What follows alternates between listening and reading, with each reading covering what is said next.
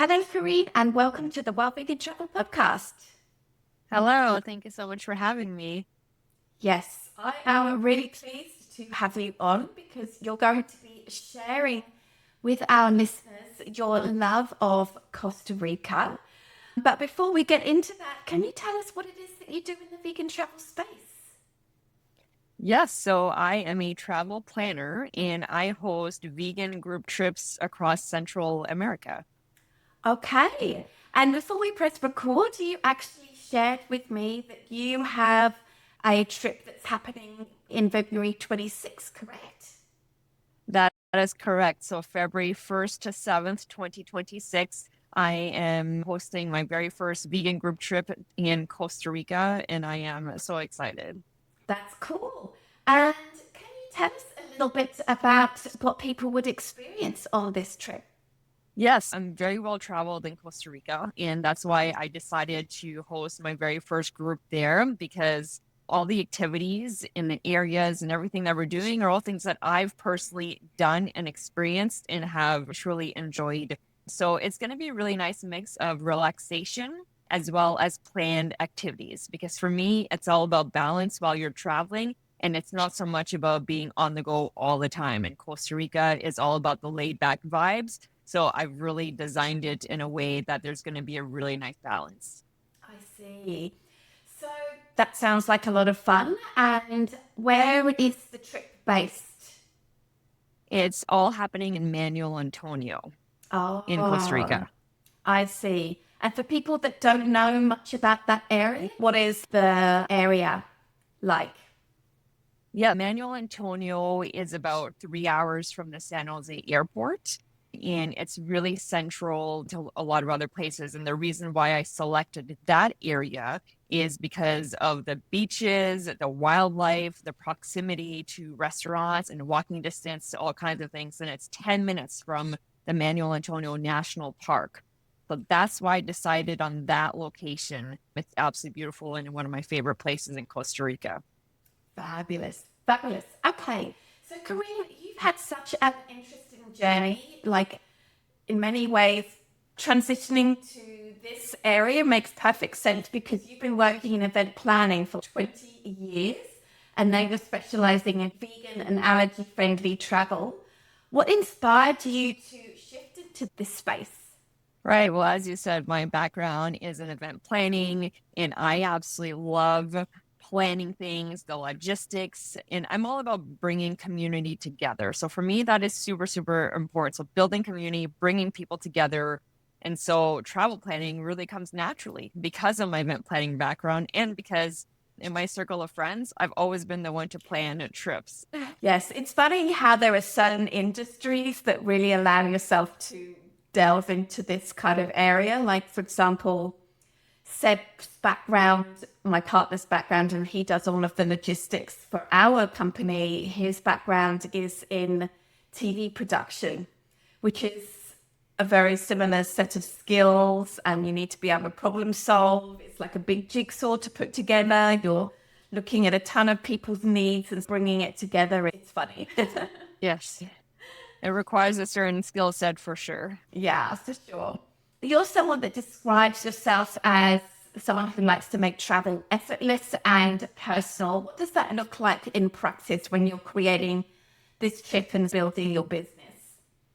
So for the group trips, this is all about having an experience where you don't have to spend hours and hours researching where to go, what to do, when to go, and all the important things that come hand in hand when you're planning a trip, because I've done it all for the people coming on these trips. The people literally just have to book their flights, and I can even help my clients with that since I am a travel planner. I also help with insurance, which is another very big thing that I always recommend to everyone to get when they're traveling. So really, it's all about making it an effortless experience where people just come and they enjoy themselves and they don't have to think about all the little nitty gritty that goes into having an amazing trip. That's huge. It's possible to, research and do everything yourself and possibly save some money, but a lot of people don't like researching and it just feels too overwhelming. There's just so much information out there these days. pay more and get somebody to do all of that work for you. Pay for the convenience of having someone do it for you. That's what I say. Exactly. Exactly, because you just don't know what you're getting yourself into, right? And it was the same thing for me. The first time that I went to Costa Rica, I spent months researching all the different options, and like you really get information overload. And if you can only travel once or twice a year, you want to make sure that you plan a really amazing trip. And if you're not sure, if you've never been somewhere, it's really nice to be able to work with someone who's an expert in that area. And then especially the whole vegan thing. Yeah. When people come on my trips, they do not have to worry about eating amazing vegan food because I have that all covered. Absolutely. Absolutely. Yeah. It's really nice because, like, even if you do a lot of research before you start the trip, before you get there, there's still so many things to think about when you're actually there. Planes get delayed and you can no longer make that reservation that you booked, and you still have to keep on top of a lot of stuff. And I know that's one of the reasons why people like our trips, is that they can leave a lot of their brain behind and just let somebody else do all of that worrying. Exactly. Okay. You've lived in Ottawa, the Bay Area, and now you spend a lot of time in Costa Rica. How have those different places shaped your approach to like travel and food? I was very spoiled when I lived in the San Francisco Bay Area because that was like the vegan capital. And it was not hard to find vegan food anywhere. Canada is definitely increasing the vegan options, especially in bigger cities like Montreal and Toronto, but it's nothing like the US. And having that opportunity to live in California was huge. So I was there for 7 years. I am Canadian. It was a wonderful experience. And then that kind of gave me like the desire to want to explore the world more and experience beautiful locations and scenery and wildlife. And Costa Rica was just always on my bucket list for as long as I can remember because I always dreamt about seeing sloths. Very, yeah. I've never seen one. They are the cutest things. So obviously you love Costa Rica and you first decided to go there because you wanted to see sloths, etc. What makes you keep coming back year after year? You told me that the wildlife is what initially drew you there. What makes you keep coming back time and time again? Costa Rica truly is a magical place, and it's not just about the wildlife. It's truly about the people. It's about the pace of life. It's about the food, the scenery, the weather, how biodiverse it is. And you can never get bored there. There's so many different microclimates. There's so many different areas that you wouldn't even think you're in the same country. And it's not a huge country. There's a mix of everything. So there's volcanoes and there's rainforests and there's beaches, and it really is a place that has a lot of variety for people of all ages to enjoy. And of course, it is very vegan friendly. So people know what vegan means there. There are a lot of vegan options almost everywhere you go. And for me personally, one of my highlights when I go there is the amazing fresh fruit. Living in Canada in the winter, you cannot get much of anything fresh. So I go there to escape the cold Canadian winters and I eat all the amazing mangoes and pineapples, and oh, it's truly amazing. Yeah. So you've talked about why Costa Rica is such an incredible destination for vegans, but is it also a good destination for like more conscious travelers? You've hinted at that in terms of how the people are and the vibe. Can you dig more into that for people that might be interested in heading to Costa Rica? Yeah, so one of the other things that I really respect and love about Costa Rica is that hunting is illegal. And they truly do care about conserving the wildlife. They have a really strong ethos around eco-friendly and sustainability and all that good stuff. So to me, that's really important. And a lot of people, they go there and they realize how fresh the air smells and how clean it is. So there's a specific area called the Nicoya Peninsula, which is one of the 5 true blue zones in the world, one of only 5. So it really is so different than a lot of other places. I see. So would you mind sharing with us like the different regions of Costa Rica, or just get us like a little bit oriented into what is where, and then we'll go into maybe some details. So there are two airports in Costa Rica. One is called Liberia, and the other one is called San Jose. So San Jose is the bigger airport, and San Jose is the capital. So it's a very large city, and that's where most of the international flights come in. So within San Jose, you can access a lot of areas, but if you land in Liberia, you access a whole other side of the country, which is it's hard to say which my favorite is. I don't think I have one favorite because they're so different. It's about two hours away from the Liberia airport, and it's called La Fortuna. And La Fortuna is where the rainforest is. The climate is very different. Everything is very lush, and you're literally in a rainforest. So it does rain more at certain times of the year. I go there during the dry season, which is January and February. The rainforest is where all the hot springs are. That's one of my personal favorites. And then we talked about Manuel Antonio before, so that is a completely different side of the country, but that's where there's amazing, beautiful beaches and tons of wildlife. Okay. Can you share with us maybe some gems or favorite areas within Costa Rica, like a beach town or an eco lodge or some restaurants or something that really sticks out to you? All right, so one of my favorite places is the Manuel Antonio National Park, and that is where you will see the most wildlife in one place. And not only will you see the most incredible diversity of wildlife, but you will also access a beach that is only accessible within the park.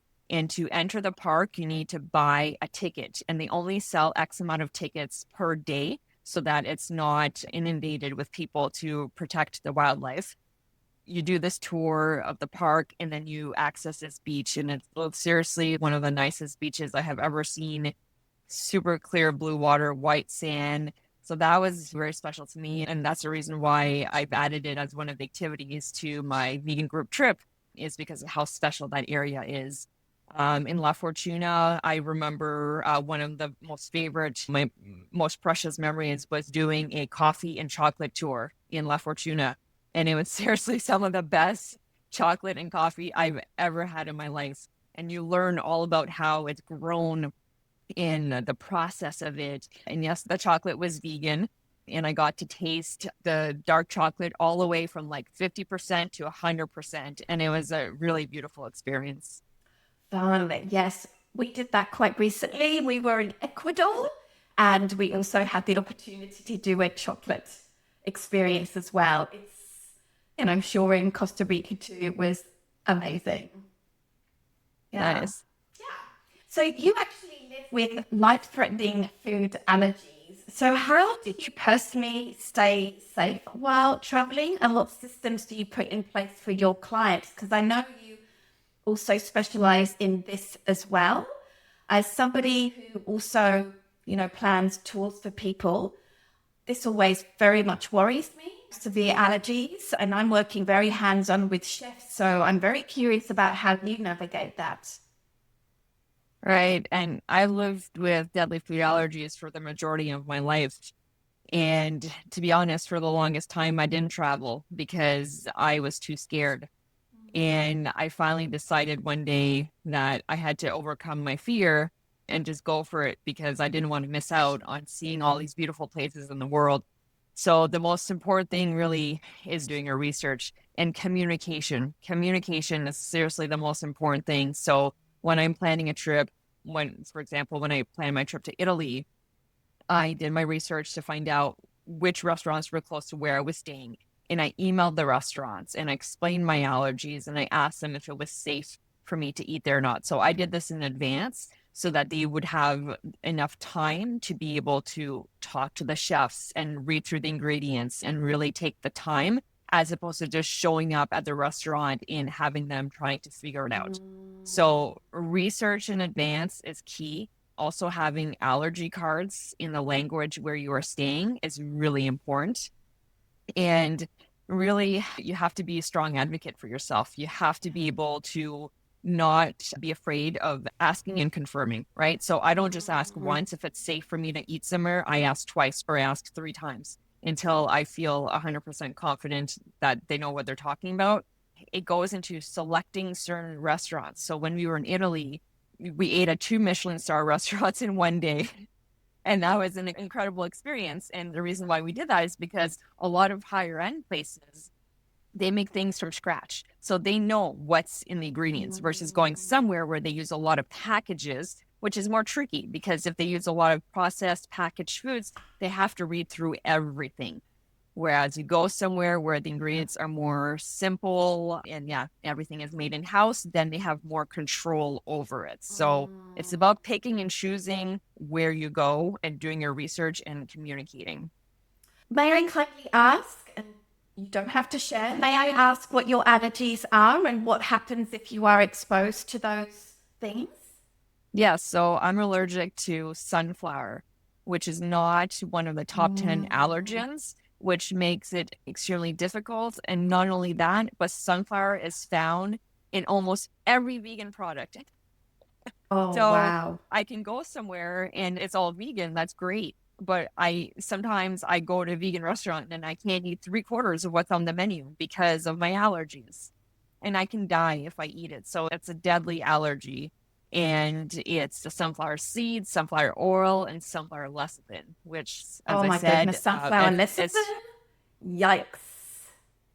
yeah, it's found in a lot of things. So it's really challenging. But I just change the way that I travel. So when I travel to Costa Rica, for example, depending on how long I go, I hire a chef to come and make my meals so that it takes the stress away of me having to find restaurants to go to.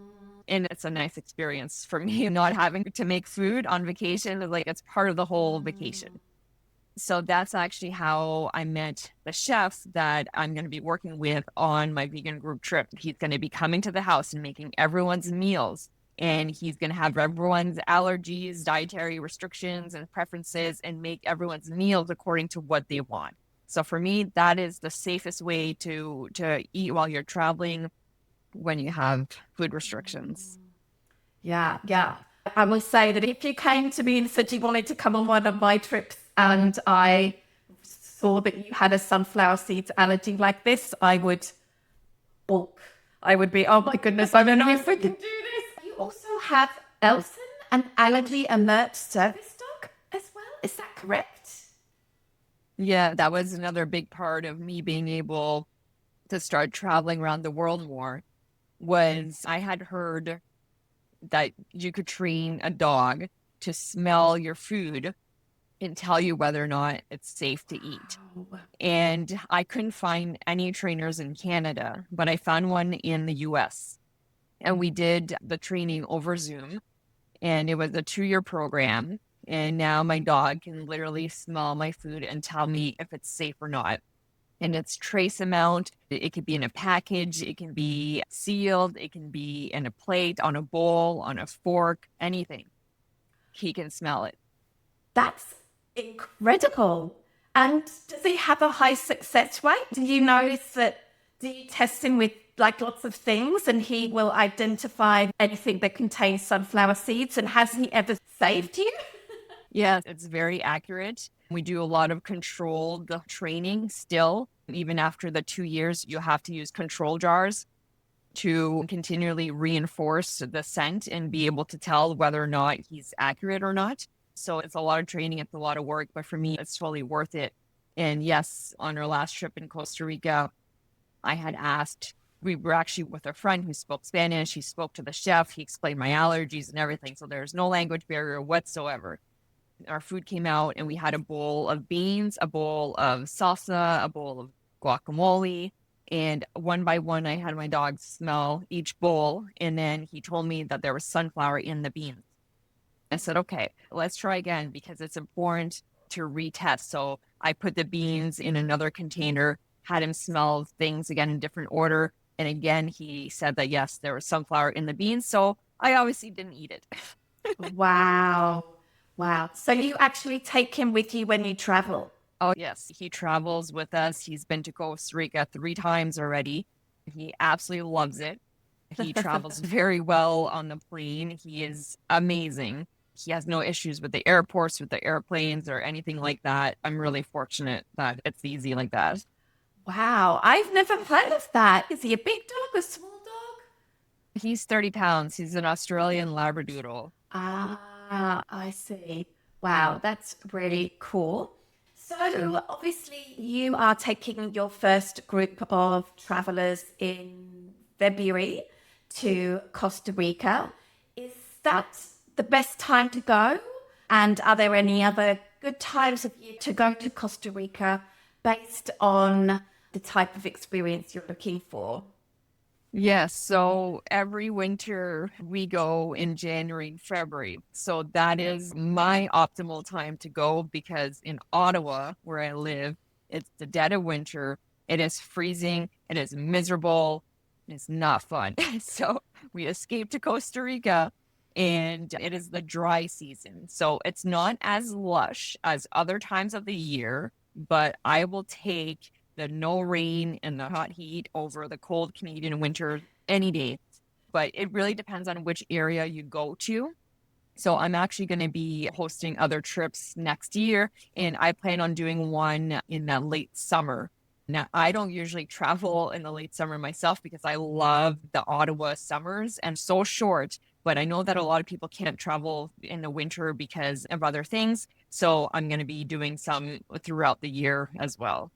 Fabulous. That sounds super cool.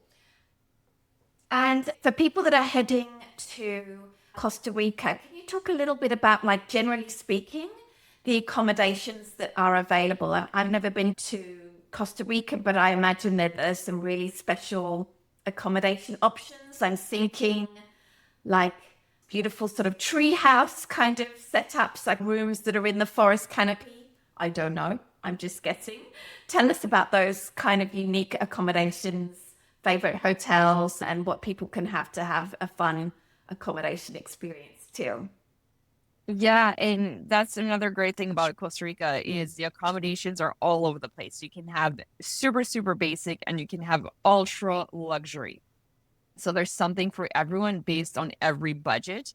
And you were right. Costa Rica has so many beautiful eco lodges, and that feels like you're literally in a treehouse. It's very magical. I specifically remember a place I stayed in La Fortuna last time, and it literally felt like I was in a treehouse surrounded by the rainforest and beautiful greenery everywhere and flowers. And it was really special. And then, of course, I've stayed in ultra luxe houses when we travel with groups of friends. And when you travel with groups of friends, renting a luxury home is actually attainable and can even be around the same price as renting a hotel room. And you have an entire house, a private pool, and everything. Costa Rica is not known for its all-inclusive resorts. So if you are into all-inclusive resorts, that is not the place to go. There is a handful of them, but they're really in areas that are not really what Costa Rica represents. It just doesn't have that vibe. It's beautiful, don't get me wrong, but there's just so many more interesting places that you can stay in. Oh, fabulous. All right. So, Karine, thank you so much for being on the Well Vegan Travel podcast, and I wish you all the very best of luck with your first upcoming vegan tour of Costa Rica. I hope it's a great success, and it is the first of many. If people are interested in your February tour, can you let us know how people will learn about it, and also how people can follow you and keep on top of all of the updates for your vegan tours? Yeah, so you can find me on Facebook and Instagram at Lang Signature Travel, and my website is langsignaturetravel.com.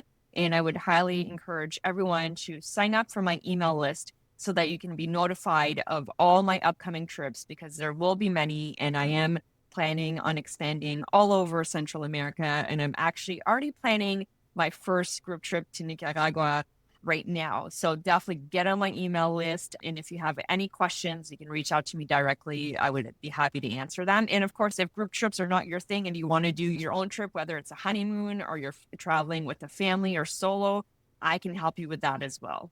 I love it. Thank you so much, Karine. And again, good luck. Thank you so much.